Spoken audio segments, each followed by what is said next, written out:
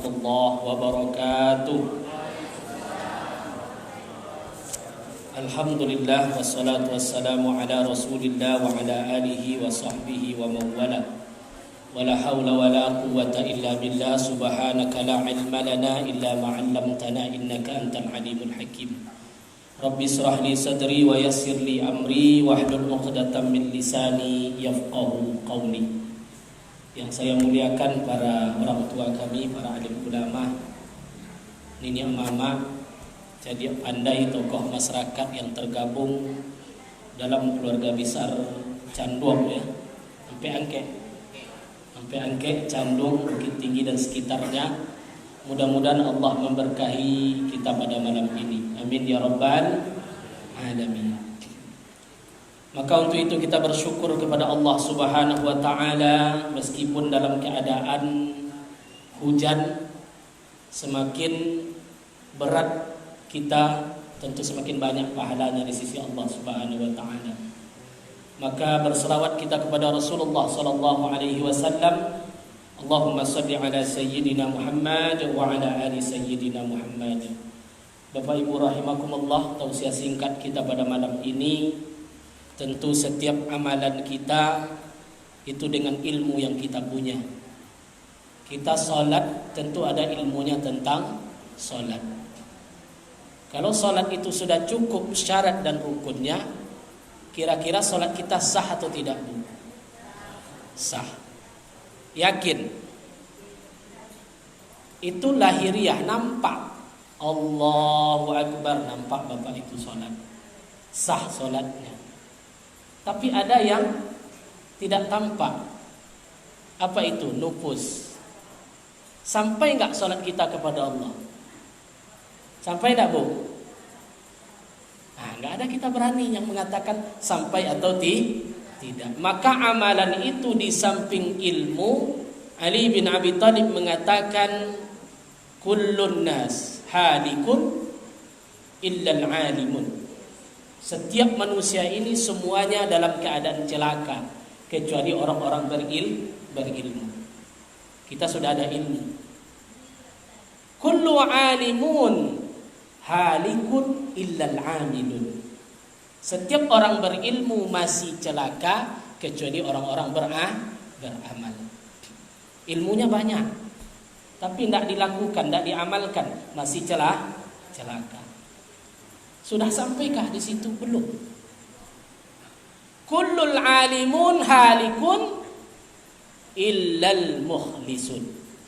Setiap orang beramal itu celaka kecuali orang-orang yang ikhlas kepada Allah Subhanahu wa taala. Jadi 3 tahap. Ilmu, amal, ikhlas. Ilmu amal nampak apa? Nampak sama kepala mata kita. Oh, ibu tu rajin, dia beramal, rajin sedekah, rajin wirid, rajin silaturahim, nampak. Yang ketiga ini hanya kita dan Allah yang tahu. Kita tidak tahu. Maka di Al-Quran diajarkan wa ma umiru illa liya'budullah mukhlishina lahuddin. Tidak diperintahkan kamu, kata Allah, kecuali beribadah kepada Allah dengan ikhlas. Ibu ikhlas gak datang ke sini? Itu kan kata ibu. Bapak ikhlas, Pak? Itu kan kata kita. Karena ikhlas itu siapa yang dinilai? Urusan kita dengan Allah. Gimana cara mengetahuinya, Ustaz? Gampang saja. Di rumah sholat kayak patok ayam. Kalau pas orang ramai, Allahu Akbar, maha khusyuk kali dia. Kalau sudah berbeda, berarti belum ikhlas. Ikhlas itu betul-betul tidak ada yang lain kecuali karena Allah Subhanahu wa taala. Ini sebagai contoh perumpamaan, ya. Ada seorang murid, 2 orang murid, punya 1 orang guru. Murid tadi dua-duanya rajin, sayang sama gurunya.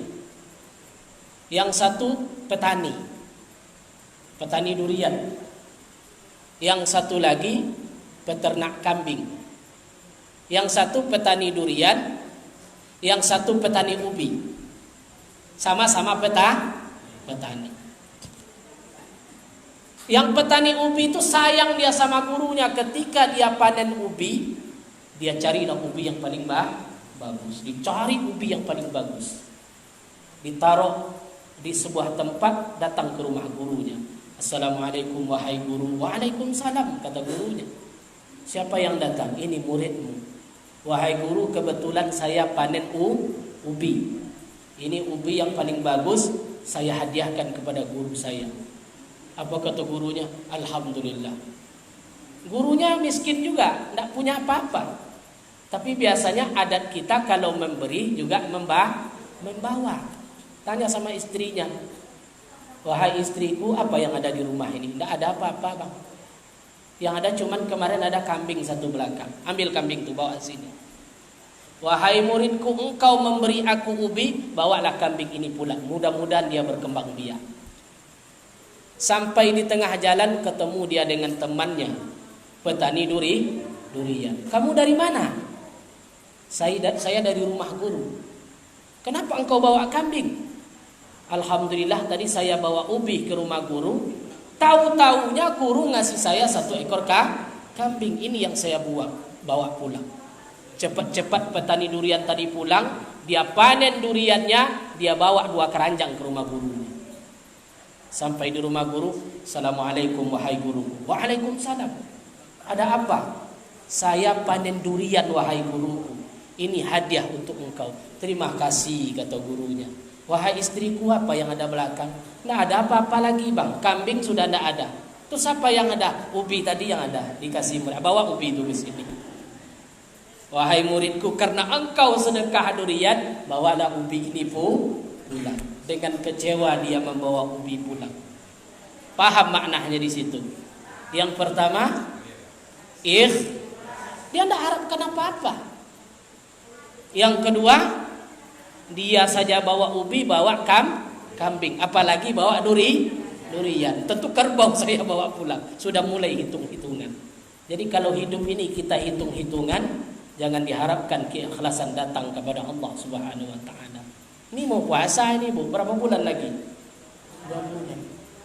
Tiap sore saya ngantar kolak ke rumah dia, tidak ada dia balas. La ilaha illallah. Di mana keikhlasan kita? Maka ikhlas ini betul-betul karena Allah, bukan karena yang lain. Bagaimana cari ikhlas itu? Contohlah Khalid bin Walid, seorang sahabat Nabi. Dia seorang jenderal. Zaman Abu Bakar dia memenangkan 37 perperangan.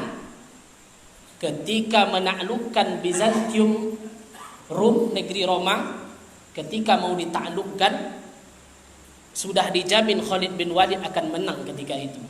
Karena sudah terkepung kota Rum tadi. Tapi Abu Bakar meninggal. Meninggal Abu Bakar. Maka bergantilah khalifah kepada siapa setelah Abu Bakar? Umar bin Khattab.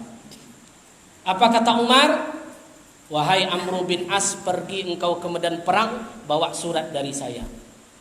Apa isi surat itu?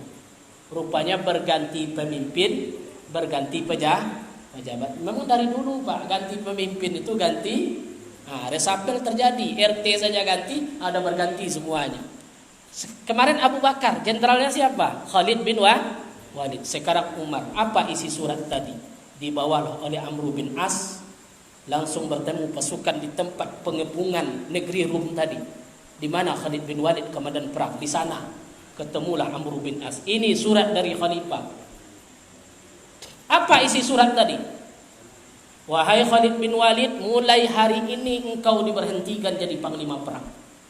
Mulai saat ini bergantilah engkau oleh siapa? Sa'ad bin Abi Waqqas. Ini sejarahnya. Padahal perang mau menang ini. Jenderal diganti, panglima perang berganti, maka besok diadakan sertijab. Panji perang bukan Khalid yang memegang lagi, tapi siapa yang megangnya tadi? Sa'ad bin Abi Waqqas. Langsung negeri Rum kalah. Khalid bin Walid pergi berperang, tidak sedikit pun turun semangatnya. Bahkan dia makin garang di medan perang. Akhirnya takluklah negeri Rum. Siapa panglimanya ketika itu? Yang dapat nama siapa? Sa'ad bin Abi Waqqas. Menaklukkan kota Rum. Yang berbulan-bulan mengepungnya siapa panglimanya? Khalid bin Walid. Maka datang provokator. Apa katanya? Hai Khalid, engkau sudah diberhentikan jadi jenderal. Kenapa engkau semangatnya tidak turun? Apa jawab Khalid bin Walid ketika itu? Wahai sahabatku, saya berperang bukan karena Umar. Saya berperang bukan karena Abu Bakar, tapi saya berperang karena Allah Subhanahu wa taala. Baik pun saya jenderal ataupun tidak jenderal, tetap semangat juangnya tinggi di hadapan Allah Subhanahu wa taala. Kita ini enggak. Besok berhenti jadi pengurus masjid, enggak datang di masjid. Ada enggak yang seperti itu? Di mana keikhlasan kita? Khalid bin Walid dipecat, tetap dia menjadi pejuang. Ketika pulang ketemu dia dengan Umar, enggak marah dia. Dipeluk Umar ketika itu. Hai Khalid bin Walid, kata Umar, kenapa saya memberhentikan kamu? Jawab Umar sederhana, takut saya kamu menjadi sombong, hilang keikhlasan kepada Allah. 37 sampai nanti negeri Rum dimenangkan. Orang bersorak nanti di Madinah membesarkan nama Khalid bin Walid, hilang nilai ibadahnya kepada Allah. Itulah yang dirasakan oleh Umar bin Khattab. Begitulah ikhlasnya sahabat-sahabat Nabi ketika itu. Maka ikhlas ini penting dalam kehidupan kita. Setiap amal perbuatan jangan kita banggakan. Makanya dalam Al-Quran disebutkan amal itu mudah rusak. Apa perusak amal ini? Banyak ulama berpendapat. Perusak amal yang pertama adalah maksiat. Jadi percuma apa? Ada bapak tuh sholat rajin, main chip rajin juga. Tahu main chip. Sholat rajin, berjudi rajin, hilang, rusak amalnya, tidak ada gunanya. Baca Quran rajin, menggunjing juga rajin, baru pulang dari sholat jemaah, gini semua kan, rusak amal kita, tidak ada artinya. Yang sebagian ulama mengatakan apa yang merusak amal tadi? Riya, sum'ah, merasa bangga terhadap amal yang kita perbuat di hadapan Allah Subhanahu wa taala. Maka jaga amal baik kita. Bayangkan menggunjing sedikit saja Bapak Ibu rahimakumullah, rusak amal. Kenapa? Kayak masjid, inilah contoh bangunan ini lama kita bangun. Ya, orang tua kita tadi Pak Suherman nyari tanahnya dulu, mulai dari nyari tanahnya, mengumpulkan pembangunannya sampai gedung, ya. Gedung aula kita ini, musola kita ini berdiri hari ini di bawah naungan keluarga Ampe Angke ini. Lama nak membangun ini? Sangat lama membangunnya. Menghancurkannya cukup malam ini. Kita siram bensin, taruh korek api. Hangus gak semalam? Hangus dia. Begitu juga ibu. Ibu salat subuh pagi tadi? Salat. Ibu salat zuhur? Salat asar? Maghrib salat enggak? Isya? Taklim kita malam ini dicatat oleh Allah pahalanya. Sangat banyak pahala ibu malam ini. Pas pulang sampai di pintu kamar ketemu suami. Bang, tuh tetangga kita begini. Mulai dari subuh sampai ibu masuk kamar, hilang, dihapus catatan amal ibadah tadi. Mudah enggak ngilangkannya? Mudah. Cuman kata-kata sedikit saja. Ya. Maka jangan pernah rusak amal ibadah kita dengan menyebut orang lain dengan aib dan dosa orang lain, dan juga jangan sibuk kita untuk membanggakan diri kita sehingga hilang keikhlasan kita kepada Allah Subhanahu wa taala. Maka orang baik itu bukanlah amalnya banyak, tapi di samping amal perbuatannya banyak, keikhlasannya kuat di hadapan Allah Subhanahu wa taala. Maka marilah kita jadi orang-orang ikhlas. Gimana caranya? Berdoa kita kepada Allah. Umar selalu doanya, apa doa Umar? Allahumma ja'al amali salihan liwajhikal karim. Ya Allah, jadikan setiap amal perbuatanku betul-betul karena Engkau. Atau Allahumma rzuqnal ikhlasa waj'alna minal mukhlisin. Ya Allah, jadikan saya ini menjadi orang-orang yang ikhlas. Karena ikhlas itu gampang digoyang. Dipuji orang saja sedikit, kadang-kadang ikhlas kita hilang kepada Allah Subhanahu wa taala. Yang kedua, kalau bisa sembunyikan amal tadi. Kalau takut kita riya, sembunyikan amal. Yang ketiga, lihat orang yang lebih baik amalnya dari kita. Kita baru segini, banyak orang lain yang lebih banyak amalnya. Yang keempat, jangan pernah kita menghitung-hitung kebaikan. Yang dihitung itu apa? Kesalahan. Jangan terbalik. 200.000 dia nyumbang tahun kemarin, masih ingat dia sekarang. Nah itu jangan. Tapi ingatlah dosa kita, hitung-hitung dosa kita. Selanjutnya apa? Di dalam kubur ramai atau sendiri? Dalam kubur ramai atau sendiri, Bu? Nah, ingat kita sendiri dalam kubur. Ingat di dunia ini tidak perlu kita dipuji orang. Kita nggak butuh itu. Nggak butuh kita penghargaan orang. Nggak butuh kita kalau orang tahu kita ini banyak amal atau baik dengan orang lain. Cukuplah Allah yang tahu. Maka inilah setidaknya kiat-kiat ikhlas. Mudah-mudahan dapat kita amalkan dalam kehidupan kita. Dan seluruh amal ibadah kita diterima oleh Allah Subhanahu wa ta'ala. Amin ya rabbal alamin. Mungkin ini yang dapat saya sampaikan. Yang sedikit ini mudah-mudahan berkah dalam kehidupan kita. Jika ada yang salah mohon dimaafkan. Wallahu muwafiq ila aqwamit thariq. Wassalamualaikum warahmatullahi wabarakatuh.